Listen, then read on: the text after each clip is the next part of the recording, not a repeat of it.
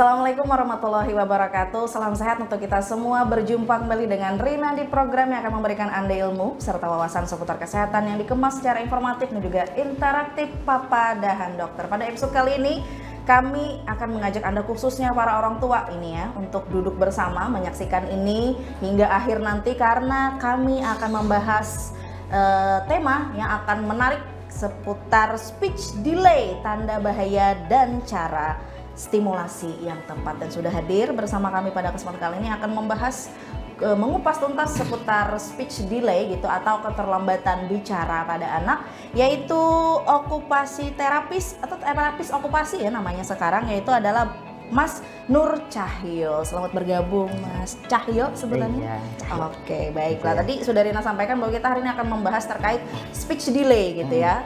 Baik itu tanda bahayanya dan cara stimulasi yang tepat pada anak gitu ya. Tapi kita mungkin terlebih dahulu mengenal apa sih itu speech delay gitu ya atau keterlambatan bicara. Ini nih suatu tanda bahaya yang harus diwaspadai orang tua tentu saja ya, dan memulai mewaspadainya itu kapan gitu ya, dan apa sih ini gitu, waspadanya itu seperti apa? Dimulai dari pengertian deh Mas Cahyo, silakan. Untuk ini ya, speech delay atau keterlambatan bicara berbahasa ya. Nah, speech delay ini sebetulnya kan tanda dan gejala yang menuju ke diagnosis tertentu. Gitu. Jadinya entah itu tanda ini kan speech delay, tanda dan gejala mau menuju ke anak ini kira-kira autis kah, ADHD atau yang lain. Diagnosis terlanjut gitu ya. Ya, ini harus waspada lah intinya kan gitu. Warningnya dulu. Si speech delay ini merupakan warning gitu ya. Yes, betul sekali. Baiklah. Tandanya bisa dimulai dari usia dulu. Jadinya gini, memang kalau untuk usia 1 tahun, 8 bulan, 2 tahun itu biasanya kan anak-anak ini pakainya bahasa ibu dulu. Paling tidak anak-anak itu sudah mengerti dulu dong. Itu. Ya kalau mau ingin sesuatu, ya anaknya harus bisa mengungkapkan walaupun itu dengan bahasa ibu. Maksudnya itu gini, kalau dia lapar gitu ya, mam, nom. Paling tidak dia bisa menunjuk minta itu. Itu anak-anak usia 1 tahun setengah, 1 tahun 8 bulan kayak gitu. Nah nanti di usia lebih lanjut lagi sekitar 2 tahun, 3 tahun itu harusnya sudah lebih bagus lagi gitu. Contohnya ya anaknya sudah bisa menunjuk anggota tubuh gitu. Mata, hidung itu sudah 2 tahun ke atas. 2 tahun ke atas karena rata-rata ya menurut dari penelitian yang ada sih anak usia 2 tahun setengah sudah harus bisa menguasai 50 sampai 200 kata. Seperti itu. Nah, kurang daripada itu sih sebetulnya belum tentu ya dikategorikan speech delay gitu. Tapi wajib waspada aja sih. Karena memang lain-lain anak, lain karakter juga. Nah, seperti itu ya. Lain anak, apalagi jenis kelamin gitu ya, biasanya menentukan gitu. Si anak perempuan berbeda biasanya perlakuan dengan anak laki-laki gitu ya. Ini misal nih Mas ya, di usia 18 bulan deh katakanlah, atau 1 tahun 6 bulan, 20 bulan gitu ya, pokoknya belum mencapai 24 bulan alias 2 tahun, belum ada keluar kata di mulutnya, tapi masih bisa dikasih arahan gitu ya. 18 bulan, 20 bulan, apakah itu dikategorikan speech delay dan apakah harus waspada nih orang tua? Lebih tepatnya waspada dulu. Jadinya waspada gini, dulu. Yang pertama pada saat di usia tersebut anaknya ini sudah mengerti perintah belum sih? Contohnya kalau misalkan untuk anaknya usia 1 tahun 8 bulan nih, atau yang intinya tuh belum ada 2 tahun ya. Setidaknya anak ini pakainya itu bahasa ibu itu celoteh dulu. Meskipun belum jelas. Paling tidak dia bisa kalaunya pada saat mamahnya nih bilang, mana ayah gitu, itu kan setidaknya Tuh, Oke. bisa nunjuk. Karena anak usia 6 bulan itu sudah bisa mengenali Ya, wajah Orang sekitar. yang orang-orang terdekat. Hmm. Ya kan gitu. Nah, paling tidak pada saat kita tuh udah sering toh interaksi, ini mama, ini ayah, anaknya juga harusnya tahu dong. Betul. Setidaknya anaknya itu memberikan respon yang positif. Hmm. Gitu, respon yang positif itu yang seperti apa ya, yang kayak gitu tadi, setidaknya anaknya respon dulu. Ini bahasanya pakai bahasa gestur dulu, pakai bahasa tubuh dulu gitu. Rata-rata kan anak usia 1 tahun ke atas nih, anaknya bisa jalan sudah Ya, betul. pada saat mau minta sesuatu gitu kan, paling tidak itu nunjuk, narik gitu kan. Gitu, walaupun belum mengucapkan itu, setidaknya itu ujung-ujungnya lah. Tapi kalau itu nggak muncul sama sekali ya warning. Iya, jadi kalau belum muncul sekali ya dari kita udah distimulus sama orang tuanya gitu, ya udah warning nih. Oke. Gitu. Oke. Biasanya apa sih Mas yang mempengaruhi atau faktor nih si anak tersebut terlambat? Apakah pemberian gadget terlalu dini atau kurangnya komunikasi bersama orang tua atau ya genetik? Banyak sebetulnya. Jadinya mulai dari, kan kadang-kadang ada dulu ayahnya juga lambat kok. Nah. Dulu mamanya juga lambat kok. Itu ada juga karena memang dasar karakter si anaknya ada. Oke. Berarti kan genetiknya. Gitu. Tapi trennya sekarang yang paling banyak itu ya gawai atau gadget. Gawai ini yang ya entah itu televisi, entah itu HP, sama aja ya. Itu yang jelas itu paparan screen time. Habis itu pola asuh. Pola asuh ini juga banyak. Jadinya yang tren sekarang paling banyak ya kan gadget sama pola asuh ini. Pola asuh yang gimana nih Mas? Nah, pola asuh ini contoh nih. Anaknya nih dimanja, anaknya sudah bisa jalan misalkan, digendong terus. Anaknya belum lapar ya istilahnya. Nah, contoh lah. Anaknya belum lapar, belum haus. Udah dikasih aja sama mamanya. Kira-kira anaknya gimana? Berarti kan dia sudah timing, oh jam 4 pasti dikasih makan. Entah itu anaknya mau lapar kah, mau anaknya masih kenyang, tetap aja dikasih. Ya akhirnya anaknya tidak berkembang biasanya. Ya otomatis kan anaknya akan nanti juga disediain. Oke. Nanti juga dia anaknya minta sesuatu langsung kasih. Jadinya nggak ada yang istilahnya itu anak itu untuk berusaha menyampaikan dulu gitu loh. Seperti itu.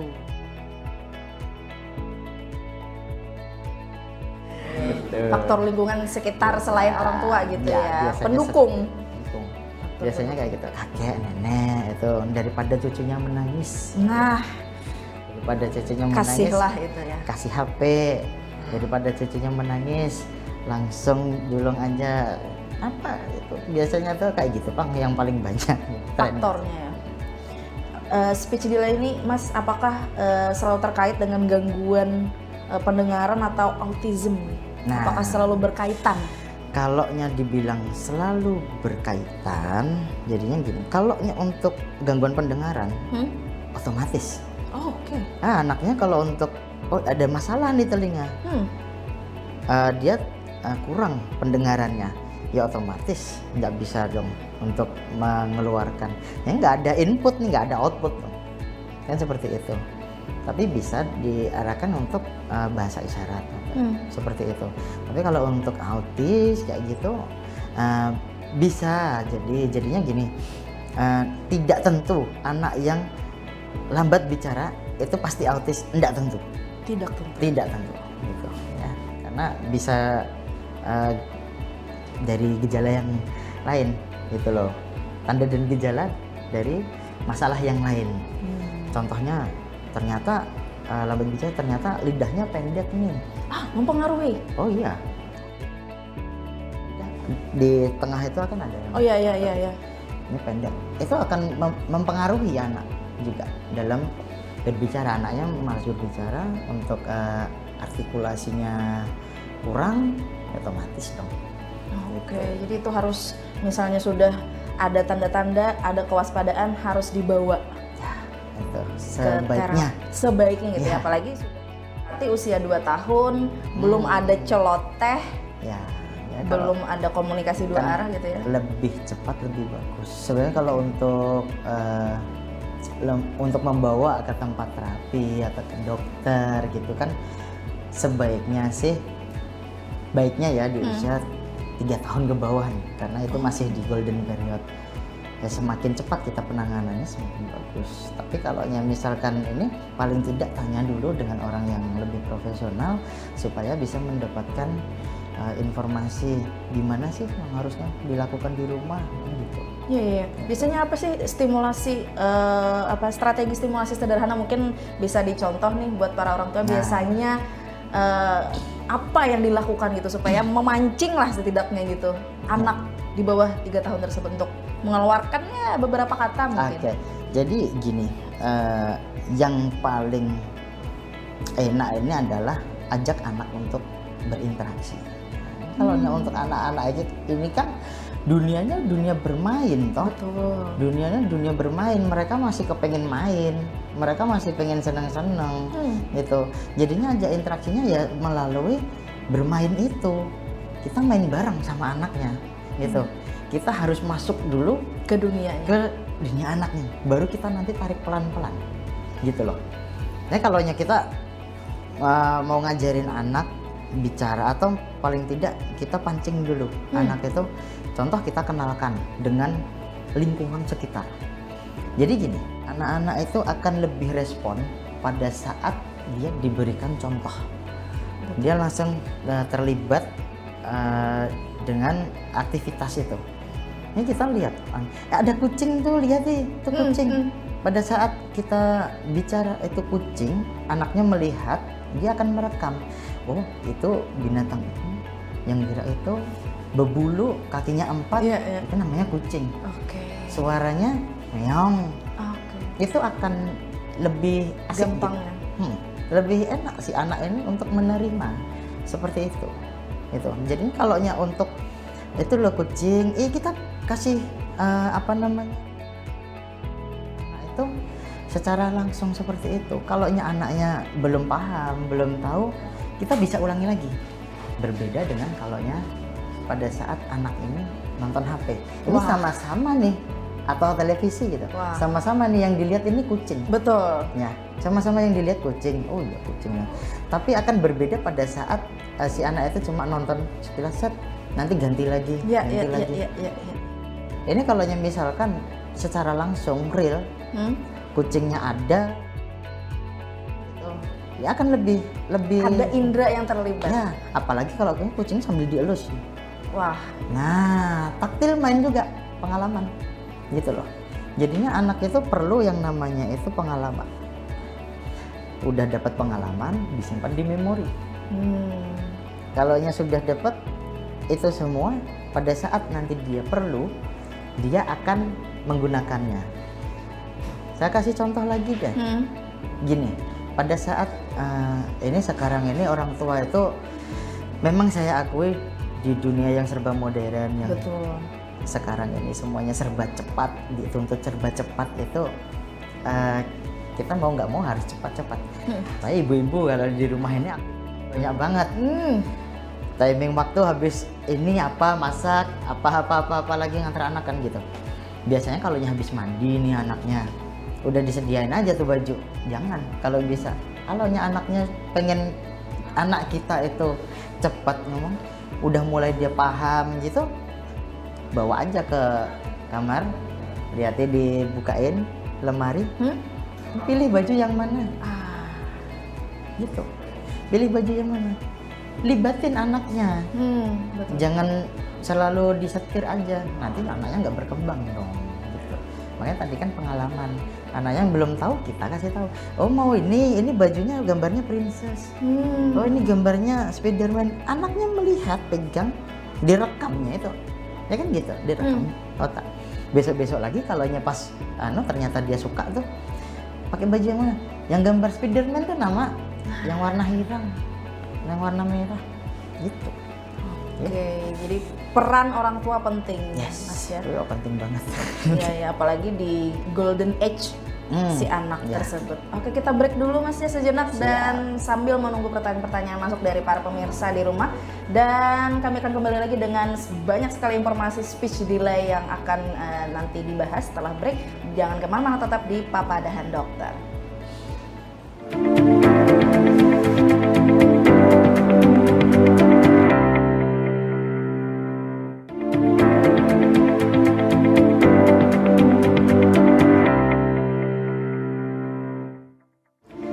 Kembali lagi bersama Rina dengan Mas Cahyo, tadi sudah membahas terkait speech delay gitu ya, dan kita lanjut lagi Mas Cahyo, ada beberapa pertanyaan sebelum masuk ke sesi tanya jawab bersama pemirsa dan netizen di rumah gitu ya. Oke, ada beberapa mitos nih yang berkembang, entah mitos atau fakta nanti bisa disampaikan juga. Anak laki-laki ini memang cenderung lebih lambat bicara katanya. Gimana? Nanti bisa katanya di umur 4 atau 5 tahun sering berkembangnya usia gitu. Gimana nih Mas Cahyo? Ya gini, memang kalau biasanya rata-rata anak laki-laki itu memang lebih lambat bicara daripada anak perempuan, tapi tidak mesti sih ya. Gitu. Cuman memang sebagian besar itu akan seperti itu. Jadi kita bisa bilang sih fakta ya, karena memang kalau untuk anak laki-laki itu perkembangan otak kanan dengan otak kiri itu memang berbeda. Ya, otak kanan itu lebih menonjol duluan, jadinya lebih ke imajinasi gitu. Nah, anak laki-laki itu suka wirawiri, suka aktivitas motorik, itu akan lebih menonjol dulu dibandingkan untuk bicaranya lambat nanti gitu. Nah, untuk anak perempuan ini imbang, jadinya perkembangan otak kanan, otak kiri imbang. Kalau untuk anak perempuan jadinya biasanya lebih banyak menyerap kata duluan sih anak perempuan, motoriknya belakangan, biasanya seperti itu. Tapi apakah orang tua bersantai karena punya anak laki-laki dibanding perempuan karena melihat hal tersebut? Jangan.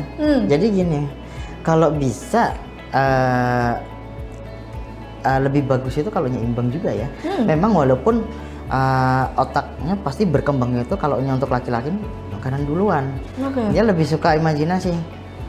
Tapi nggak menutup kemungkinan anak laki-laki itu bisa cerewet juga.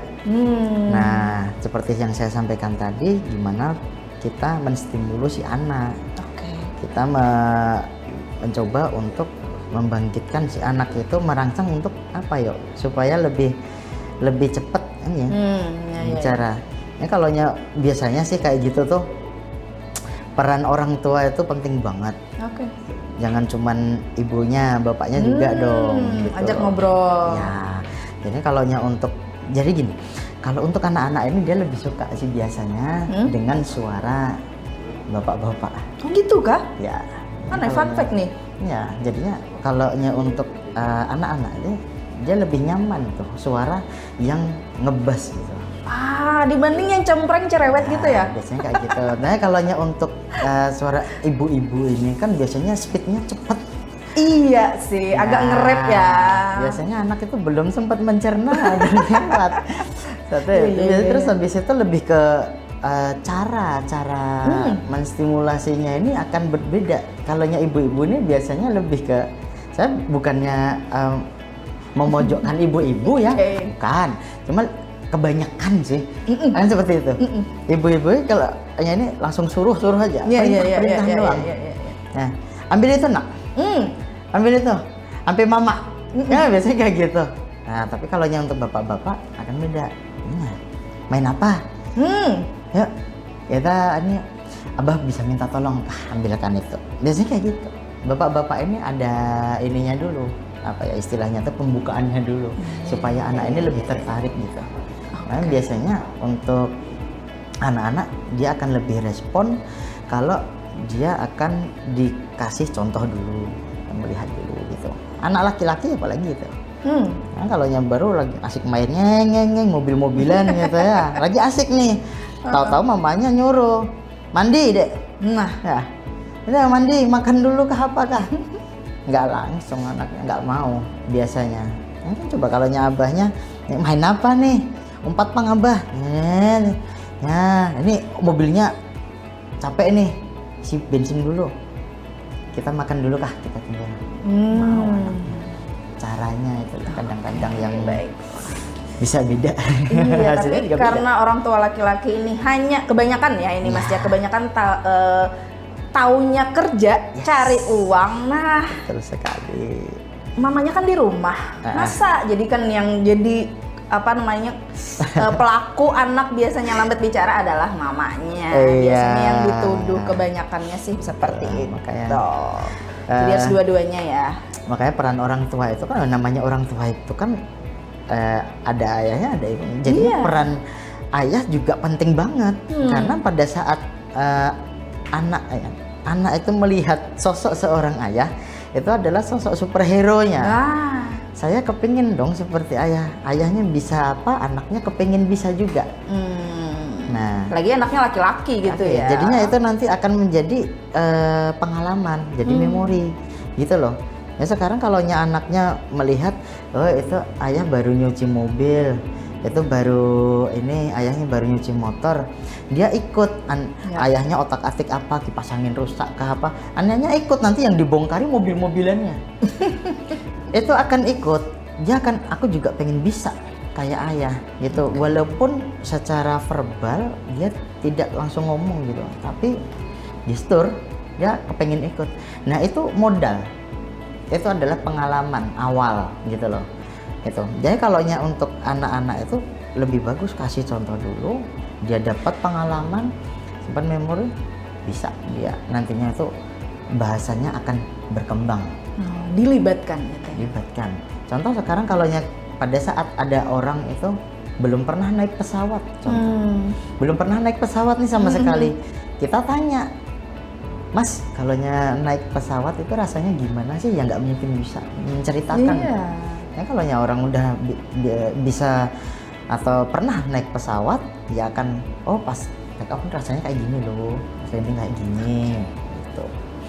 Oke, baik. Kalau kita langsung masuk ke sesi tanya jawab yang Mas Cahyo ya. Sudah ada beberapa pertanyaan.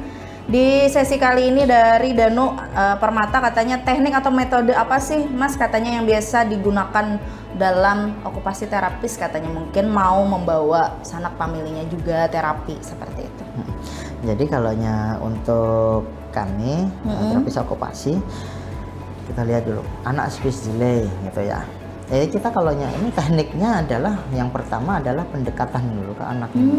Kita pendekatan dulu anaknya. Kalau misalkan anaknya masih nangis-nangis, ya nggak bisa dong langsung kita tangani. Ya kita tenangkan dulu yang pertama itu.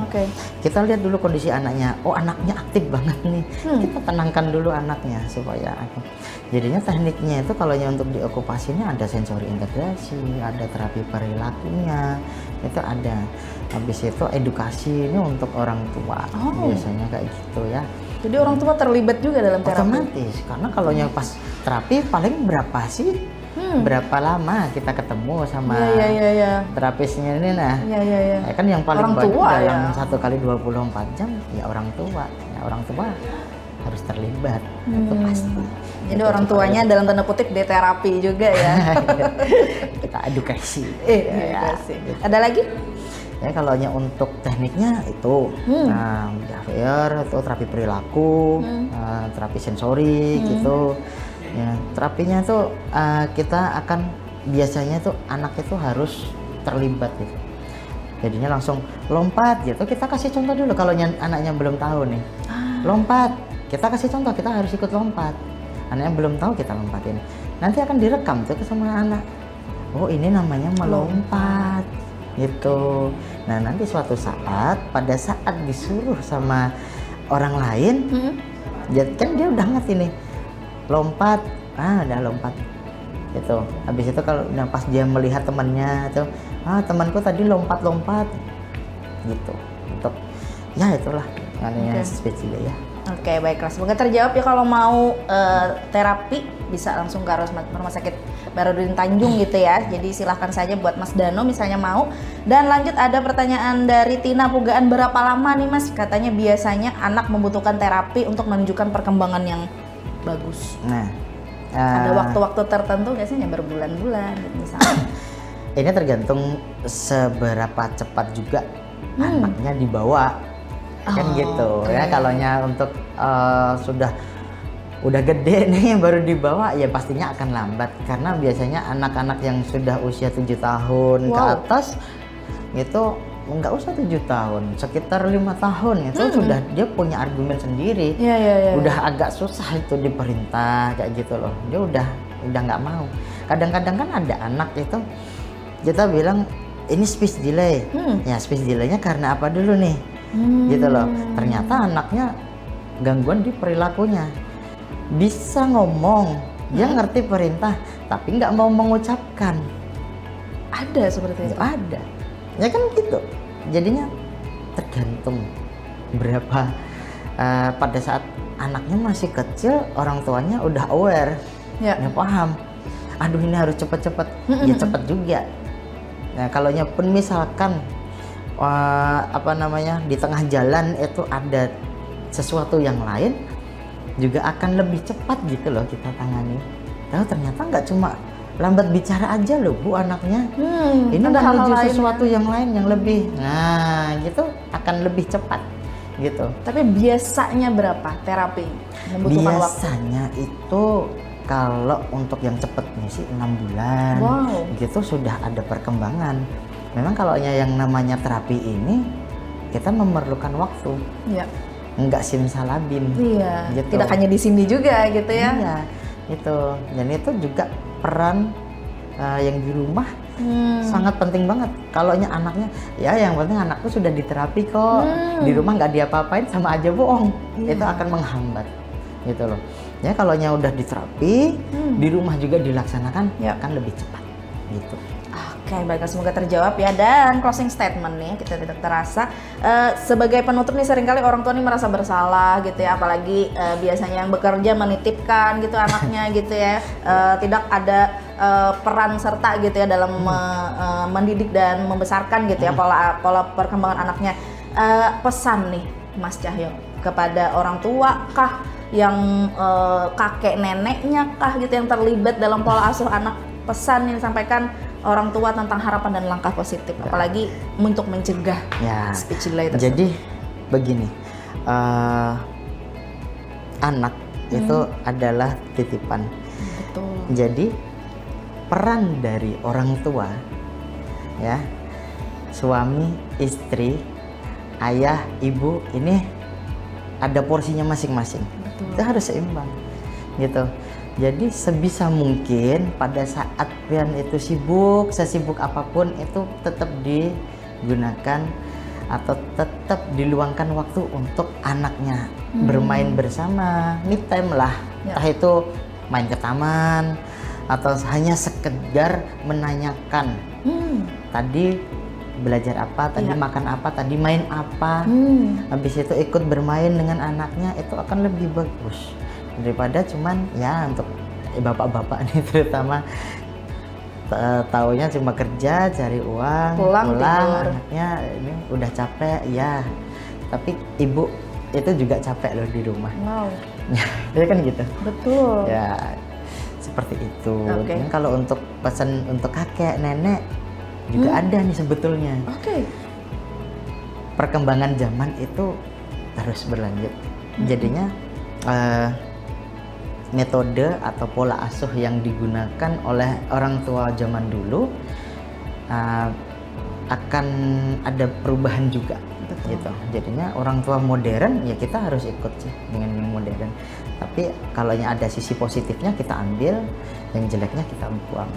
Gitu. Karena biasanya kalau untuk kakek nenek lebih sayang sama cucu, jadinya kalau bisa ya itu tadi, cucuku jangan sampai nangis, jangan sampai ini itu kayak gitu.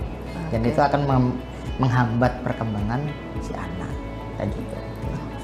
Baiklah, luar biasa sekali penjelasannya dan terima kasih Mas Cahyo ilmunya dan wawasannya. Semoga para orang tua yang sedang menyaksikan ini terbuka gitu ya pemikirannya dan lebih meluangkan waktu dan lebih aware gitu, misalnya belum melihat perkembangan yang seharusnya ada di anaknya gitu ya. Kami berdua pamit, terima kasih banyak yang sudah menyaksikan dan berjumpa lagi di episode-episode selanjutnya di Papadahan Dokter. Terima kasih. Wassalamualaikum warahmatullahi wabarakatuh. Waalaikumsalam.